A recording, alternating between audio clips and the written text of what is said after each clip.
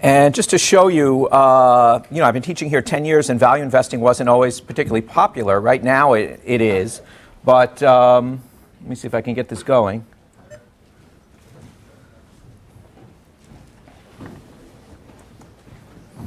About 6 years ago, we started a website, and we were trying to drum up members for a website called valueinvestorsclub.com.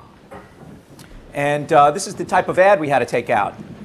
Value investing isn't dead. It's alive and well at valueinvestorsclub.com, because when I was teaching here, even at Columbia, and I was spending, in 1999, I was spending a lot of time explaining about value investing and how, buying companies for a price a lot cheaper than what they're worth makes a lot of sense, and this is what we're going to learn how to do and everything else. I spent the whole summer doing that, and then one of my students got up towards the end of the semester to make a presentation and said, forget all that. Forget what Professor Greenblatt said the whole time. Basically, Priceline's going to double in the next 3 weeks. So I'm not sure I was getting through at that time, but now that I think value investing's had a pretty good run, they listen a little closer now. I got started in value investing actually in the late 70s. I read an article in Forbes about Benjamin Graham. And probably coming from Columbia, most of you know Benjamin Graham.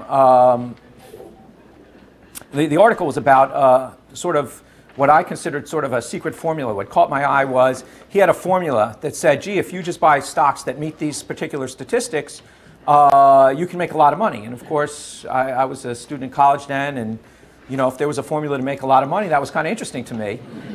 And it got me hooked, really, on figuring out what this was all about. And of course, that was Graham's net formula, and it was a simple formula, just figuring out using balance sheet items. If you could buy a company for less than its liquidation value, that was probably a pretty good bargain. So I found that pretty interesting, and I got a couple of my cohorts in MBA school. Unfortunately, I went to Wharton, and they don't teach any value investing there still. So back in the late 70s, this was probably something pretty new to them anyway. But we actually did a test of Ben Graham's net nets, and they don't have. They were called net nets, which are stocks selling below their net current asset value. And that was his what he would call his liquidation value. And forgetting the details, it was very hard at that time to get databases that could screen through all these companies to get them. So we actually used these old Standard & Poor's stock guides that came out every month. And there was a list of about 6,000 companies in each little guide, and they had some statistics on them. And actually, my cohorts, my MBA cohorts, we actually went month by month through the 5,000 companies in the S&P stock guide for 8 years. As opposed to knowing how to run the computer or having access to the computer. And we manually did this. And then a friend of mine who knew a little about computers that they had at Wharton at that time, something called the DEC 10, the Digital Equipment 10, which was a little bigger than this room, the computer. And it had all the flashing lights and reels and everything. And it sort of, for those of you who remember Lost in Space, that robot, this was less high-tech than that robot, this computer. But anyway, so we got all this data that we had collected over months of writing down prices and, balance sheet items and everything else for these companies. And we actually ran a test showing that just buying these net nets, these stocks selling below liquidation value, in fact, you really could do incredibly well. And in fact, Graham used this method for over 30 years for part of his portfolio. And it looks like the mic's working. Okay. So that was very fascinating to me. I think the results were phenomenal. And I was always interested in not working that hard, really. And so if there was a magic formula that really could, make me not work too hard and make a lot of money, I thought that was like a great thing. And unfortunately, what happened starting in the early 80s when stocks started to move up, Graham formulated his formula during the Depression era and when people weren't willing to pay a lot for stocks, or at least they thought stocks were a lot riskier and there were bargains. And pretty soon after the boom in the early 80s happened with stocks, most of the net liquidation value bargains that Graham had found didn't exist anymore. So the magic formula was sort of gone. But I did pick up on the fact that value works. In other words, if you can buy something for a lot less than you think it's worth, that makes a lot of sense, and went into the business doing that. And in fact, the studies over the years have showed that value does work over time, whether it's low price book, low PE, low price to sales, low price to dividend, low price cash flow. Tons of studies over the years have shown that that kind of methodology works really well. But in comes Warren Buffett saying, gee, cheap is really good and cheap works, but what if we could buy good and cheap? In other words, what if we could buy a good company cheaply? And, that made a lot of sense to me. And now the nets were gone. I had to come up with some other strategy that was kind of easy. So actually, what we did was we tried to update sort of Graham's magic formula to say, gee, let's put a little Buffett in there and say, what if we just could buy good companies at cheap prices? And what we did was we defined good companies, and we defined good company as companies that could earn a high return on capital. Okay, we used a particularly what we considered a little more sophisticated measure than ROE or ROA. We looked at basically saying, what does a company need to work? To do business, it needs working capital, and it needs fixed assets. And so we said, what is their operating income divided by their working capital and fixed assets? For good, we just said, gee, the company, for cheap, we said, company earns a lot relative to the price we're paying. So you could think of that as the earnings yield or earnings relative to price, the inverse of PE ratio, however you want to think about it. We did a little bit, we looked at pre-tax return and looked at enterprise value, which takes into account the amount of debt that was in there. But so pretty simply, we started studying. We said, gee, how should we weight this? In other words, how important is the company is good, and how much should we weight that a company is cheap? And so we used a very complicated algorithm in the study that we did. And we said, 50-50. So we did that. And really, this is what I've been teaching in class for years, teaching good companies, how do we measure them, and really measuring them by return on capital as measured this way. And cheap, EV to EBIT, generally is what we look for generally when we're looking for cheap. And so I've been teaching it for years, and so it would be nice to know if it actually works. And so we actually ran a test. And what we said was, let's rank all companies. Let's rank all companies based on their cheapness, okay, based on EV to EBIT. And let's rank all companies, so the cheapest would be number 1, and the most expensive number 5,000 or whatever it might be. And then let's rank all companies based on their return on capital. The higher the better. So the highest company would be ranked 1, and the worst company would be ranked, I think we did 3,500 stocks to start, so 3,500. And then we used another complicated formula where we just combined the rankings. So if you were first cheapest and number 250 highest return on capital, so your rating was 251. If you were 20th return on capital and 20th cheapest, then your rank would be 40. And so we combined all the rankings like that and said, gee, what would happen if we did that? So did a little test. I don't know if any of you can see this, but I'll tell you what it says. We tested this over the last 17 years on the top 3,500 companies. And we said, what would happen if you just bought a basket of 30 stocks that ranked the highest, the best combined ranking, the best combination of cheapness and quality of company, return on capital. And these were the results. The first column shows that from 1988 to 2005, the portfolio of 30 stocks, and we held each stock for a year. And we created portfolios every month for those 17 years. And the average return, so it wasn't just a few companies, it was thousands of companies, thousands of picks. So during that 17-year period, the Magic Formula portfolio earned 30.2%. The market average, as equally weighted market average, earned 11.9%. The S&P 500 during that period earned 12%. So those are pretty powerful numbers, and sort of getting back to what I had always hoped to do, which is not work very hard and make money. The other thing we did was we said, well, what are earnings? Are earnings what the projections are going to be a few years out? Because that's actually what we do at my firm, Gotham Capital. We look out a few years to see what a company's going to earn. Then we see what kind of return on capital on a normal basis. And we look at what return on capital would be and how cheap the company is trading relative to those normal earnings. And that's what we do. But of course, there's an art in figuring out what normal earnings will be a few years out. So instead of that, we said, well, people can differ on that. So what we used for this back test was just looking at last 12 months' earnings. What happened last year? Not much dispute about how much the company earned last year. So the results were not using projections at all. They were using just last year's earnings. Nothing you could argue about. So then we said, you know what? People could argue about this. Hey, it's 3,500 companies.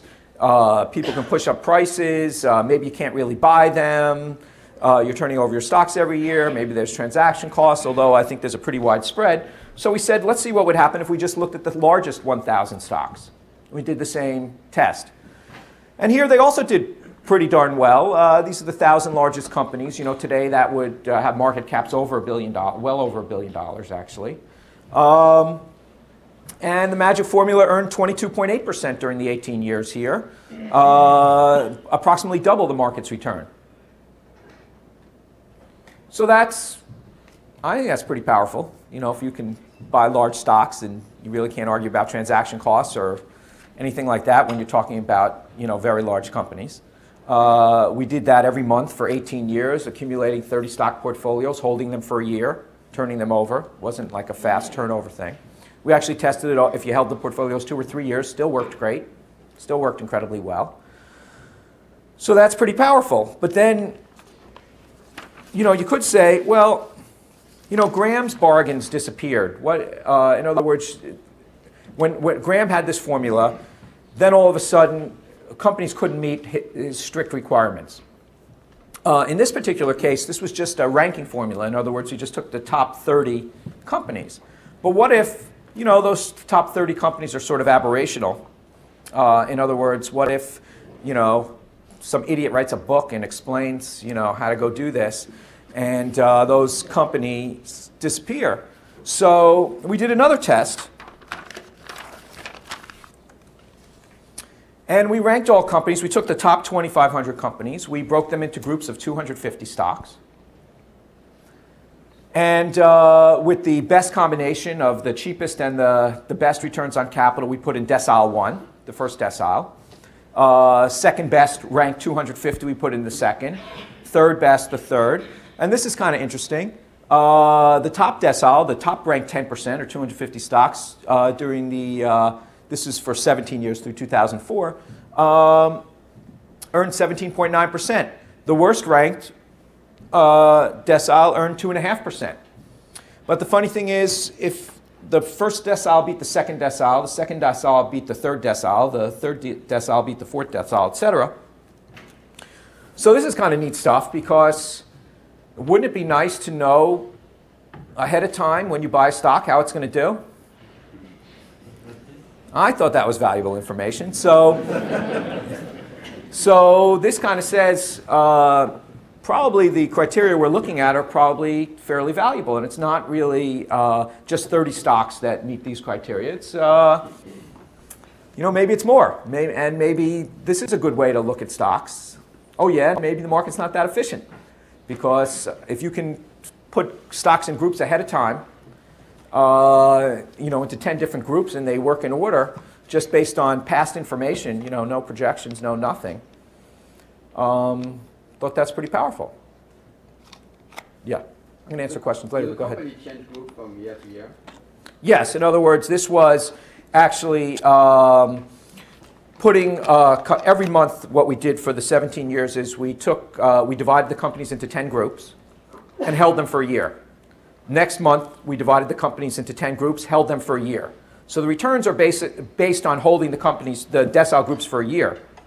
But they're more robust. It's not that we just did it in January of every year and said these are the returns. We did it in January and held that portfolio to the next January. We did it in February, held that portfolio to the next February. So this is the average of 17 times, I guess, 12 tests. So it's, or 17 times, 190 something 1 year periods of holding 250 stocks in each group. So pretty robust is the bottom line. So this is pretty powerful stuff. And so usually when people do academic studies, which this wasn't, they're usually, this was a study sort of semi-proof of concept, because this is how we invest all the time, just see what happens if we do something really simple. This is what I would call the not trying very hard method, meaning we didn't make projections, we didn't do anything sophisticated. We said, yeah, let's just use last year's earnings. Okay, last year's earnings could be wrong for a lot of reasons, but let's just see how they do anyway, to see if, using our projections, this is a nice way to pick stocks. And so it really just started out as a sort of proof of concept that what we're doing makes sense, effectively. We didn't even try very hard. We used two factors, and these were them. But usually these things are attacked because maybe let's say the data wasn't available at the time you got it. There's something called look-ahead bias, that you're getting this information before you really would have had it at the time. And when we did this test, we used something called the CompuStat point-in-time database, which is just a database that shows exactly what CompuStat's customer, whatever information they had on the date that we tested. So there's really no look-ahead bias. It's the exact data that you could have had at that time, on that day. Then they also claim there's survivorship bias. Usually what happens in databases is if a company goes bankrupt, they just eliminate it all the way back. And so therefore, the companies you're choosing from are sort of above average companies to start with. Here, this was, once again, that special database where it was the exact information that the customers would have. So really, there's really no what's called survivorship bias here. Then they argue, oh, they're small companies, you couldn't really purchase them here, your transactions costs would kill you, and things of that nature. Well, it worked pretty well for the top 1,000 companies, in addition to, double the market's return as opposed to, let's say, 2.5 times the return. But that's pretty good. At least it beats an index fund. Same argument about you can't do it after transaction costs, and here, once again, the large companies worked out pretty well. Then the other question would be, some professors say, this Farmer and French study, saying that basically value stocks do better because they're riskier. There's something wrong with those companies. And actually, Farmer and French did a study about 10 years ago showing small cap stocks that are low price to book beat the market. And they beat the market with less risk as measured by usual academics, which is based on volatility. Now, I don't look at risk that way as based on volatility, but these guys did, and actually buying low price to book stocks actually were less volatile. But they said still there's something, the reason you're getting paid more is because these companies are riskier. There's more of these are not good companies, they're selling at low price to book, they're going to go bankrupt, there's bad stuff happening, they're not earning a lot of money. And so there's some risk that we don't measure, even though we use volatility as a measure of risk. There's some risk that we're not measuring that's why they're riskier. Well, in this particular case, we're picking good companies. We're picking companies that are earning high returns on capital.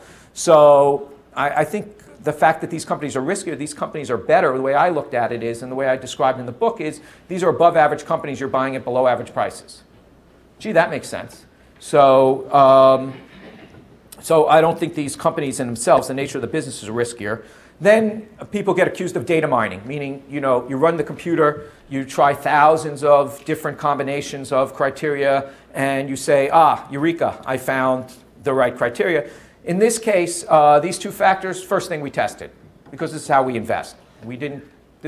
So what I wrote up in the book, the little book that beats the market, was exactly the first test that we ever did. So really not much data mine going on. And then knowledge of previous studies.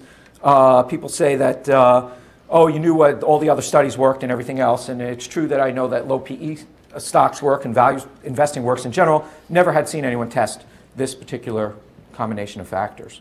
So that's one reason why we did it.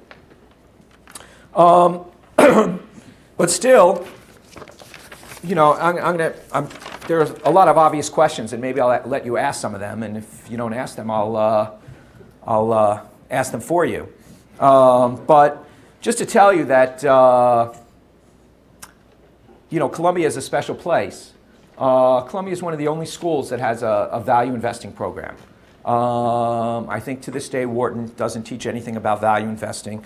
With data like this, it's pretty powerful that markets aren't quite efficient, that particularly value investing works quite well.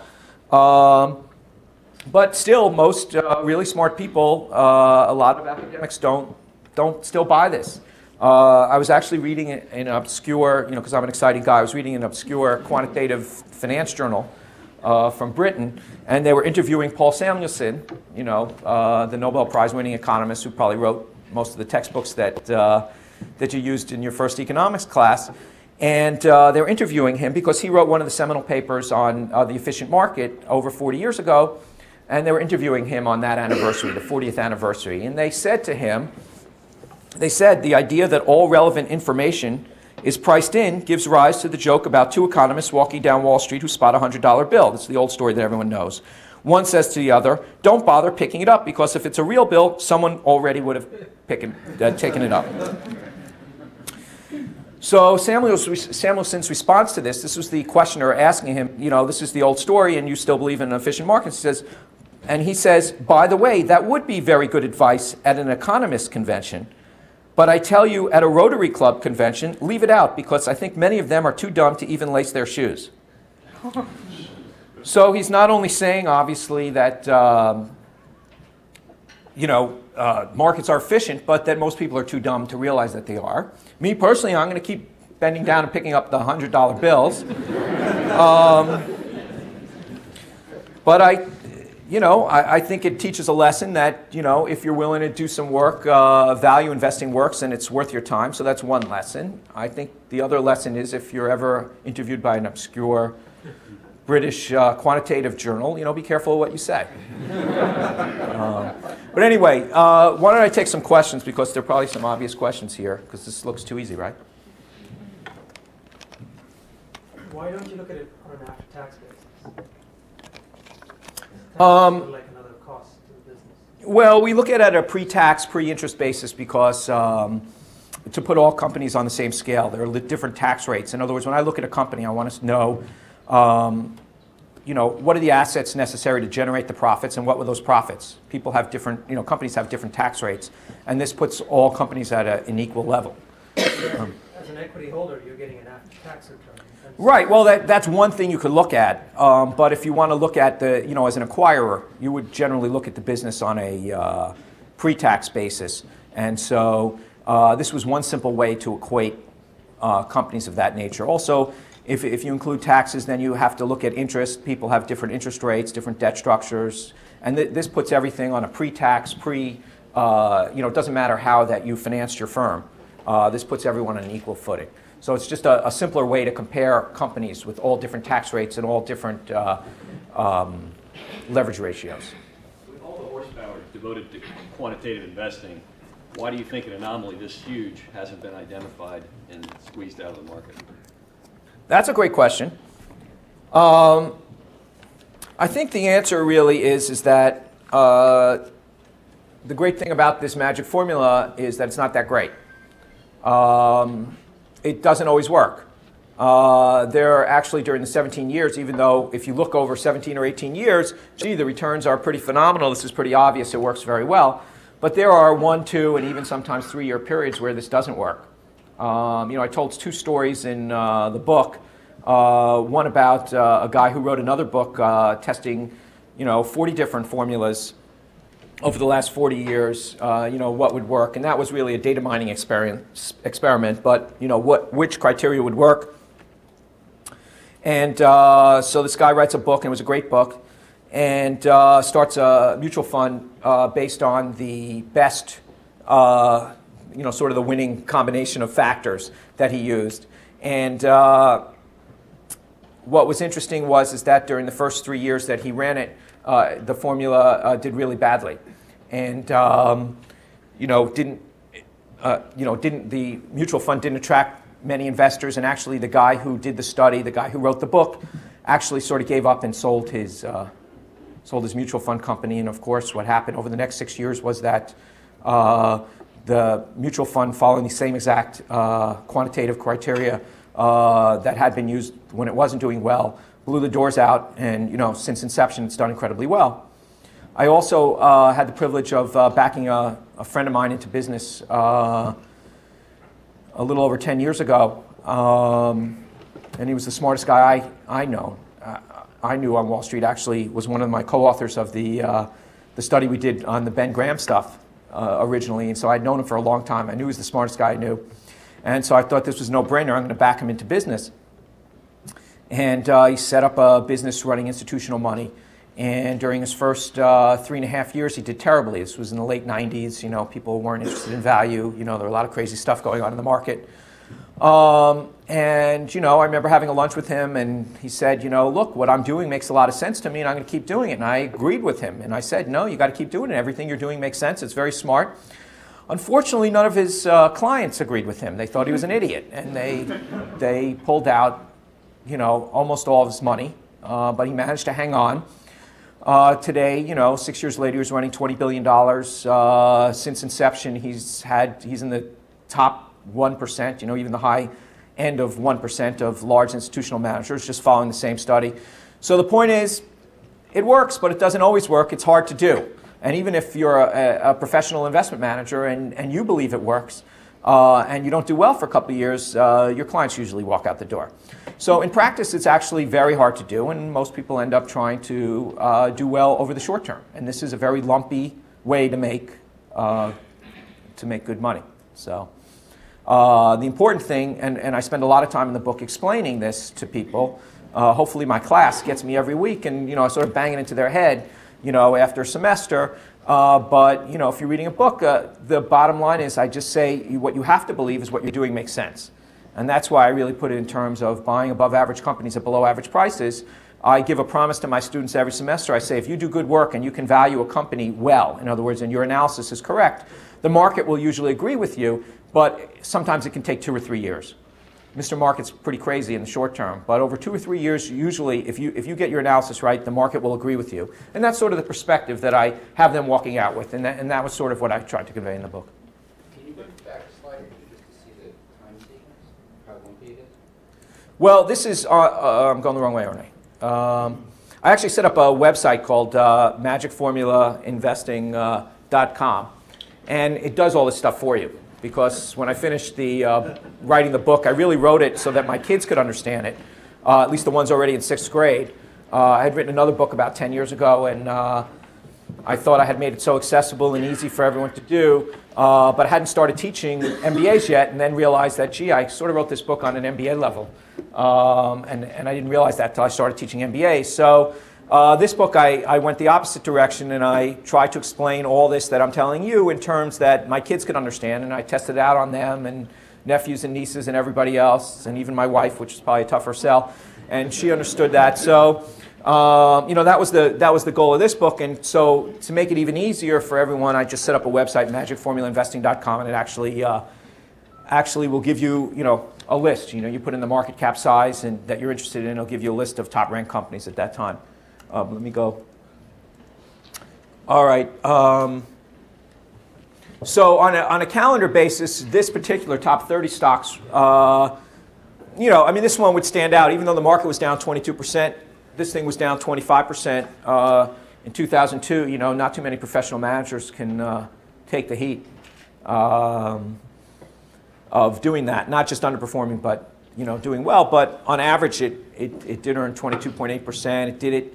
Another statistic that's kind of interesting is that over 1-year periods, it beat the market 60% of the time. Over 2-year periods tested, and we did rolling 2-year periods, beat the market, I think, 3 out of 4 of those 2-year periods. Actually, 5 out of 6. And then over 3-year periods, for the small caps, actually, every 3-year period that we tested, rolling periods, there were 169 of them during the 17 years of the study. It actually did beat the market 169 out of 169 times.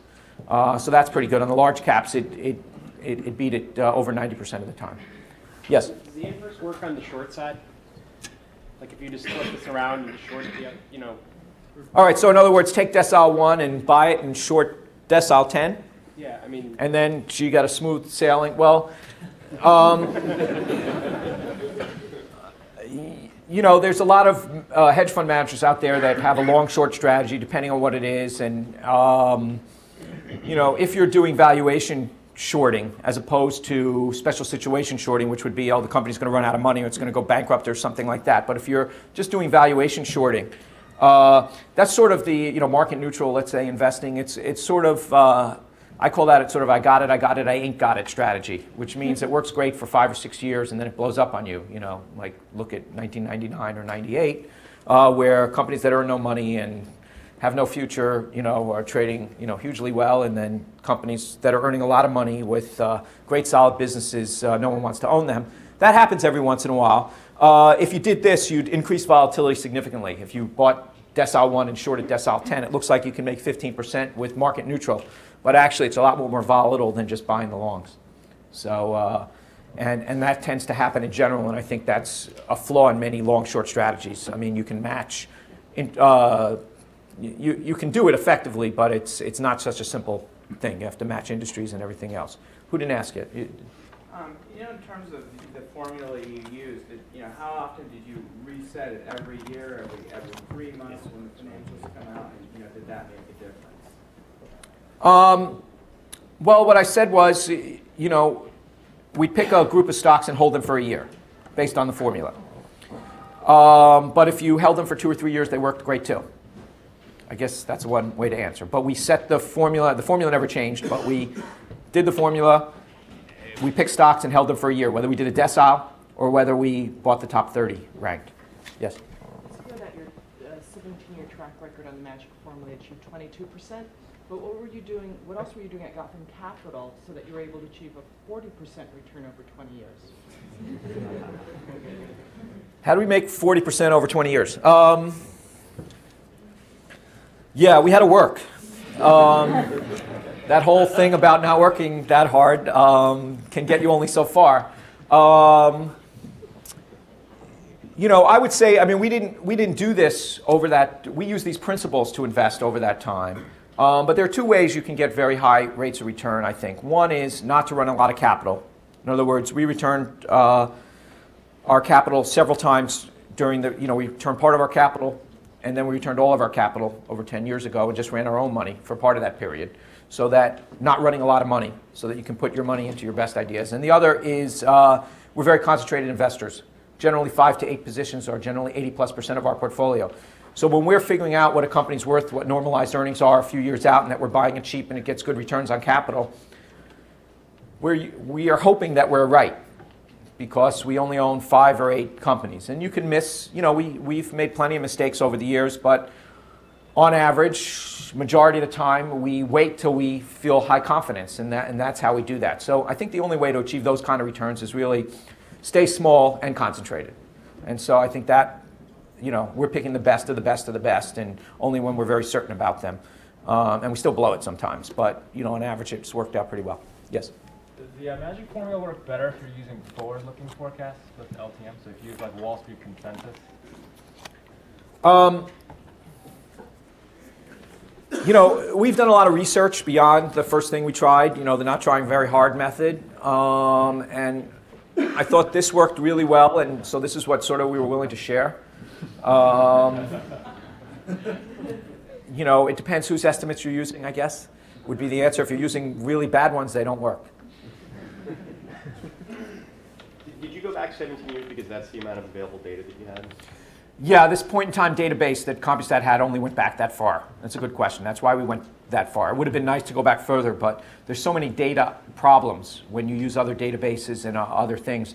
This was, and a combination, this was the simplest to do, and you know, it was very robust throughout the period. Didn't matter which period you chose, and you know, as long as it was long enough, 5 years, 6 years, and you know, the deciles worked pretty darn well. It was very powerful. That's why I keep leaving this slide up.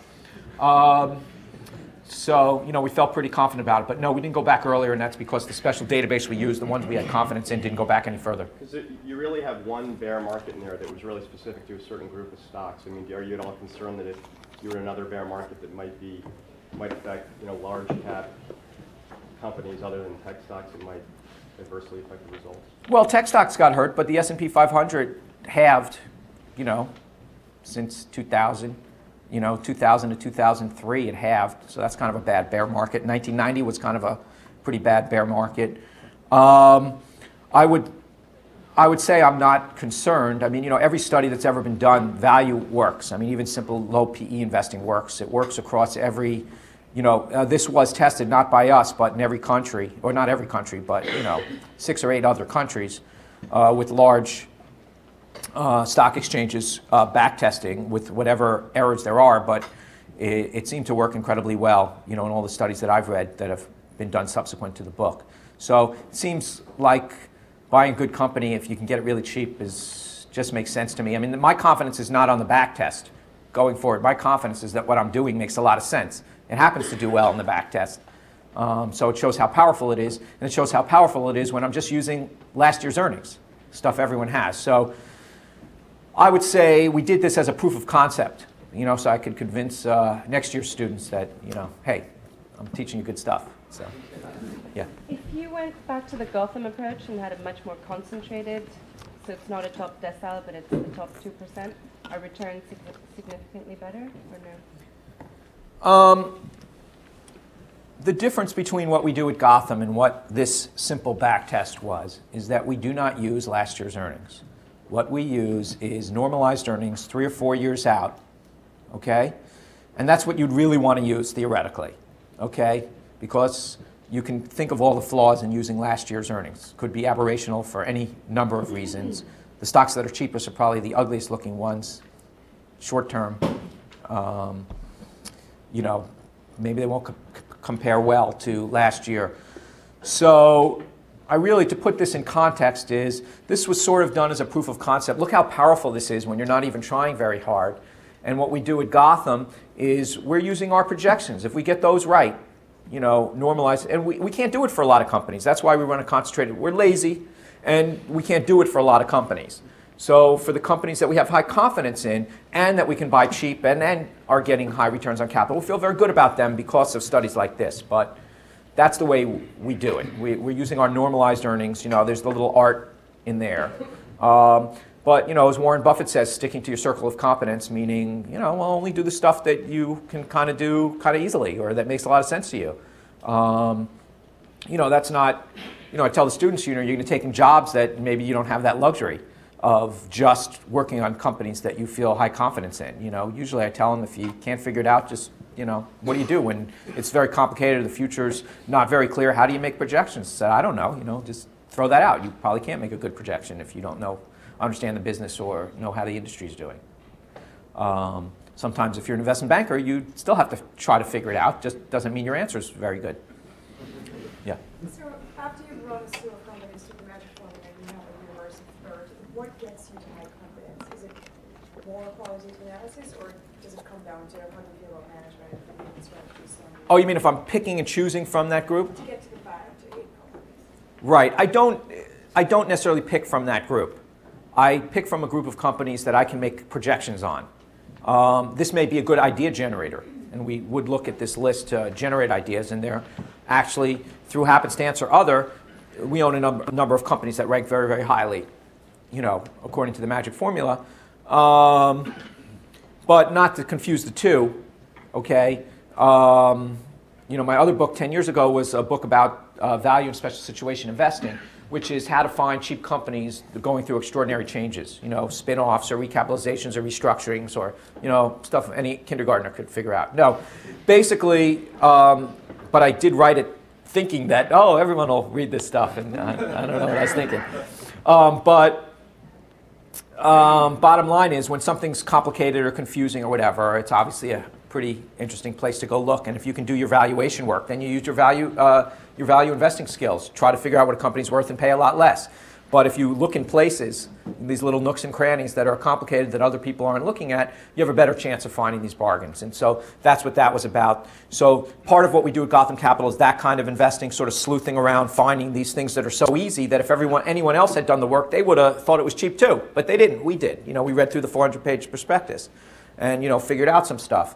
The other part we do is just straight value investing, which is closer to this. And the idea of this, once again, was really, gee, this is a good strategy, long term. Most people would quit doing this unless they really understand in their bones what you're doing. And what you're doing is, once again, on average, because that's why I said buy 30 companies for people who aren't doing any work. You want to just get the average. It's much better than an index fund. You're getting an average of companies that on average are above average and available at cheap prices. A lot of them won't work out. They're not good companies, but on average, you'll do very, very well. Who didn't? Can you talk a little bit about risk management and how that plays into your degree of confidence in terms of the trends of these companies? Repeat the question? I guess can you talk a little bit about more specifically how you do measure risk and whether that impacts your degree of confidence in terms of the expected performance of the companies in Gotham or in the Magic Fund? Okay. It's a great question, too. How do we measure risk if we're not using short-term volatility to figure out how risky something is? We sort of view risk as losing money. And so we don't like to lose money. And the question is, over how long a period are you willing to look at that? One measure we did during the study, for instance, would be, and obviously they're not independent periods, but we had 169 rolling 3-year periods. And the worst 3-year period, in other words, so if you bought in February 1992 through February 1995, how did you do? In other words, if you could hang out with this strategy for 3 years, how did you do? Now, the worst return for the market, the worst 3-year return for the market was down 45%. During the study we did. Our worst return following the formula was plus 20%. So even though, however you measure volatilities, I would say, gee, I didn't lose money during 169 of 169 periods made money. That wasn't true. Only, 80% of the periods made money, 3-year periods made money for the market, let's say. So gee, that's a lot better. My worst loss, if I follow this over a long period of time, was making nice money. The worst loss was losing almost half my capital, just playing the market for that period of time, just market index. So that would be one measure. I mean, in Gotham Capital, the way we also look at losing money. In other words, we have had a very volatile portfolio, but if you look over calendar periods, we've never had a year that we lost more than 5%. And so to me, that's tolerable risk. I wouldn't necessarily want to be down 30% a year, although there have been 3 or 4 month periods where we've been down more than 20-something%. It's just that when you're playing value stocks, usually when you get hit that badly because the market's bad or something like that, those stocks are so cheap to begin with, they bounce back pretty quickly. So even looking at calendar periods, we never really had that bad period. But you have to be willing to do that. I mean, Buffett says you have to buy a stock and be willing for Mr. Market to go crazy and you be down 50% at one point. You just have to be right on your analysis. And I still believe what I tell my students, which is if you wait around 2 or 3 years, the market will get it right. And that's generally been my experience, and statistically that's also seemed to work out pretty close to correct. Over any 1-year period, anything can happen, or over a few months. And I think we've had ample experience of that. In the late 90s, early 2000, the market was crazy. I mean, it was literally crazy. And you have all these smart people and you have all these trillions of dollars chasing, and how come the market's not efficient? Well, the market was just crazy in the last few years. In 2002, end of 2002, beginning of 2003, there are huge bargains all over the place. So for those people who say, there's so much money chasing these things, the market's so efficient now, everything else, I say the market will continue to be volatile and there'll be plenty of opportunities for those people who continue to look, and that's sort of what I tell my students. Yeah. Are you looking purely at rankings and trying to stay 100% in equities, or are you also looking at macroeconomic factors and deciding of what proportion of your portfolio is in equities or some other kind of assets? It's a good question. It's really just a question for us, not for anybody else, or an answer for everybody else. We look at equities as valuing, our investing as valuing companies and paying a lot less for them. Okay? If we have an opportunity to do that, that's been our best place for our money. Because if we think we're good at valuing companies, there's a big opportunity to do that. We don't really look at macro factors. We will look if, most of our portfolios, let's say in retail companies or, consumers going to drop dead, what's going to happen, how are we going to be affected? I don't think we do much about it, but we do look at that. We're not very good at projecting macro factors. We try very hard not to pay any attention to those. And once again, we're looking out 3-4 years. In other words, I think part of the benefit, and I think Bill Miller would say something like this, that we're sort of playing the arbitrage between people looking at the short term, the next year or two, and us looking out 3 or 4 years to value. And you make a lot of money by taking a longer term horizon on your investments. Hopefully it works out in the next year or two. And but if you're willing to hang out for 3 or 4 years and sort of project through whatever short term problems a company has, that would go for the economy also. Which is a way of making my answer relevant to your question. Yeah? If you look back 3 or 4 years and you try to see how accurate your projections were back then, 3 or 4 years forward, i.e. today, are they pretty close? If what? If you go back in time and look at your 3 or 4 year projections and see how they were versus the actual numbers that came out 3 or 4 years later, are you pretty close to getting those numbers right? We get them right in broad. Usually we'll get them right in broad brushstrokes. In other words, we would be buying a company at 45 that we think today is worth 50% more, high 60s and growing over, 3-4 years out. So, so if you look at that, if we're wrong, on our projection, but, it's only worth 65 in 2 years, we still did pretty well. Theoretically, the way we projected it should have been worth 80, but we're at 65 in 2-3 years. We leave ourselves enough room to be wrong on those, but we want to get the direction and the general sense of it correct. And so that's all we're holding ourselves to. Do we think it'll be somewhere in this range? So. Earnings projections. Project your earnings. Yeah, we project our earnings, sorry. So in other words, we're projecting our earnings, and therefore it should trade at X multiple of those earnings a few years out. So that would come out with a valuation on those earnings, 3-4 years out. And if we miss those earnings projections because we were too high, but we don't miss by tons, we left ourselves so much room when we bought it, such a margin of safety, that that's the way we tend to invest. We're not looking at how accurate we are. We're looking at whether we're in the ballpark. When you're projecting out your normalized earnings, do you find that you're typically looking at companies that maybe are below their normalized operating margin for some reason, and your assumptions can just get them back to normalized operating margins a few years out to get them to their normalized earnings number, generally speaking? We're usually not that smart. To give you an example, that's one way we could do it. I mean, that's a reasonable question. But, just a few years back, we bought a company called Foot Locker. Okay, the stock was at $10. It was earning $1. Very cheap. It looked like it had sort of built out its franchise across the U.S., not a lot of room for growth. But we thought there was some growth in there. And so it was cheap just on that basis. But it turned out they had some superstores that weren't doing very well, and losing them 50 cents a share. If you went through all their superstores, they were actually losing 50 cents a share. So, and those superstores were coming off lease in the next 2-3 years. So that effectively, 2-3 years out, our base really is $1.50 because they were earning $1 but losing 50 cents in those stores that they were going to be closing. So without doing anything else, now we own a $10 stock that's got $1.50 in earning power and growing. Maybe not that fast, and growing. And that was sort of our projection, saying, gee, at $10, that's a good bet. And I would say that's closer to what we do than having to do anything hard. How did you know that they were going to sell off or get rid of those leases in 2 to 3 years? Called management just to discuss what they thought was going on, and they said, well, our superstores are losing a ton of money, and our leases are coming off over the next 2-3 years.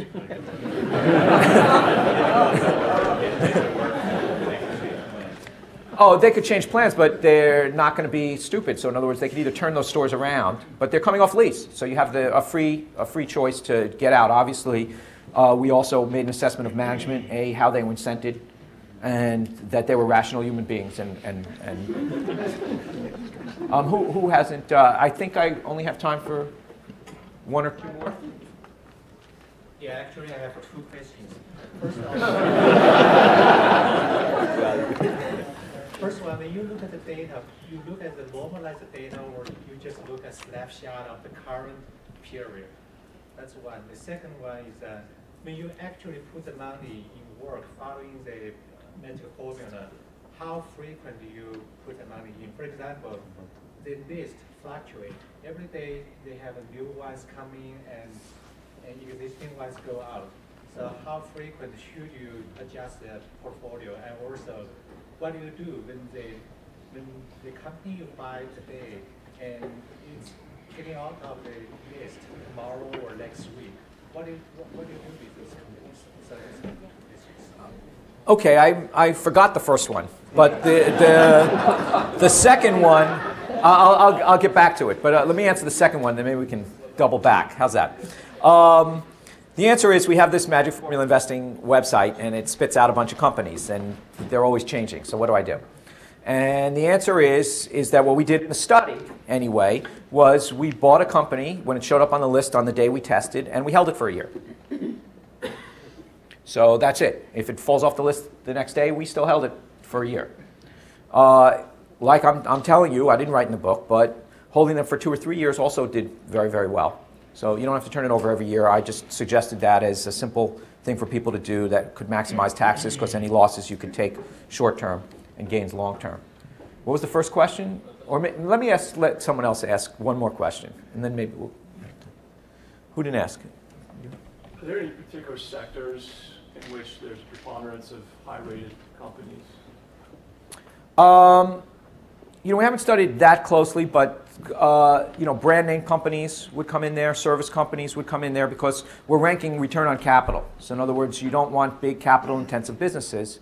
And so, but I think the principles of, even if you're a manufacturer, you don't want to have to be getting 10% pre-tax returns on capital on. You'd rather be in a business that pays you more or earns you more. And the good thing about companies that earn a high return on capital, and I explain this in the book, but there's good things about these. It means, like, if you have a chain of stores and you're earning 50% pre-tax returns on capital, probably a good indicator of maybe you have a chance to reinvest that money, and that's really why you're looking at it at a high rate of return, because your stores are earning a lot of money. So if you open another store, your incremental return might be very high. You're more likely to have high growth rate in earnings, because if you can invest your money at high rates of return, most people can't do that. Most people can invest their money at average rates of return. So if you're in a business that you can reinvest money at a high rate of return, you're going to have a higher rate of earnings growth. And the other thing about companies that earn a high return on capital is that they're more likely to have some kind of barrier to entry, because most businesses that have been around for a while, if they don't have barriers to entry, earn average returns on capital. So bad businesses never earn a high return on capital.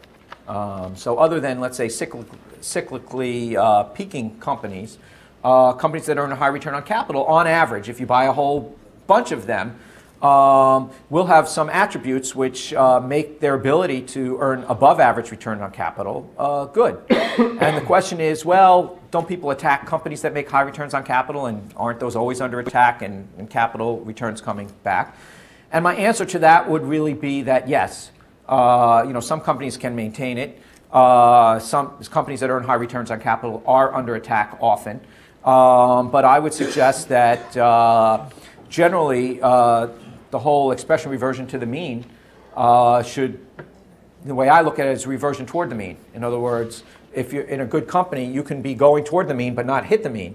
And if you're buying that at a low valuation, in other words, a very below average price, and it stays above average, even if it doesn't stay as high as it is now, you still end up owning a portfolio of good companies at below average prices. So I think it remains pretty powerful. Anyway, if you haven't read it yet, The Little Book That Beats the Market. And thank you very much.